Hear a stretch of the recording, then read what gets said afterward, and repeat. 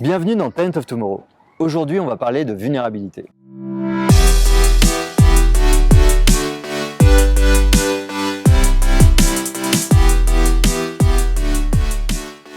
Alors pour une raison que j'ignore, l'entreprise a pendant des décennies exhorté les gens à ne rien ressentir et à montrer, quel que soit ce qui leur arrive, qu'ils sont en contrôle, qu'ils ne ressentent rien et que tout va bien. Ce modèle-là est terminé. Un entrepreneur, c'est comme un Indiana Jones, c'est un aventurier qui part avec son coupe-coupe, qui va défricher la jungle pour arriver à mener son projet à bien.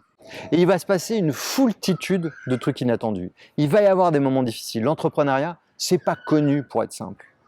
Si vous passez votre temps à essayer de masquer vos émotions, de masquer vos peurs, de masquer vos doutes, vous allez déjà prendre une quantité faramineuse d'énergie et la foutre à la poubelle. Le but du jeu, c'est pas ça.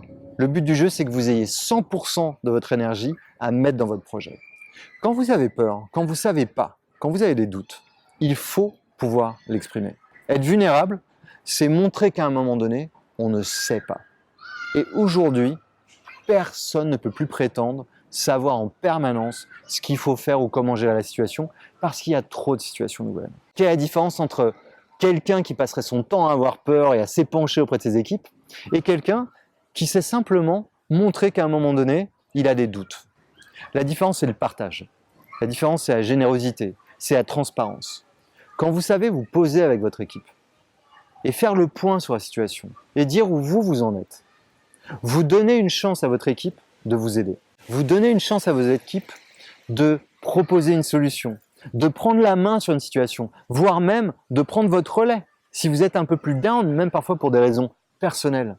Donc la vulnérabilité, c'est se donner une chance que l'autre vous aide. La vulnérabilité, c'est aussi la connexion à ses propres émotions. Prenez des grands leaders comme Barack Obama. On a vu souvent Barack Obama en larmes lors de certains événements. Je ne pense pas qu'on puisse l'accuser d'être faible. On peut simplement l'accuser d'avoir été honnête et à un moment donné, d'avoir été connecté avec ce qu'il ressentait. Et pourquoi est-ce que c'est important? Parce que très souvent, c'est de cette connexion que va naître le désir de l'action, que va naître la motivation, que va naître l'envie de soulever des montagnes. Et si vous vous déconnectez de vous-même, il vous restera quoi comme énergie? Et sur quel projet, sur quelle émotion vous allez embarquer des gens? Des gens ne suivent pas des robots. Des gens suivent d'autres gens qui vont les motiver parce que justement, elles sont motivées, elles sont émues, elles partagent leurs sentiments sur un projet. Et c'est ça un entrepreneur. C'est quelqu'un qui à un moment donné est capable de créer du sentiment, est capable de les exposer fièrement sans avoir peur du jugement. Et pour ça, effectivement, il faut savoir s'entourer d'une équipe peut-être bienveillante qui saura aussi comprendre ça. Et j'ai bien dit bienveillante et pas intelligente. L'intelligence dont on parle ici, c'est l'intelligence du cœur. Alors si vous avez envie d'être entrepreneur ou si vous l'êtes, laissez vos commentaires, faites vos retours d'expérience et sinon je vous dis à très bientôt.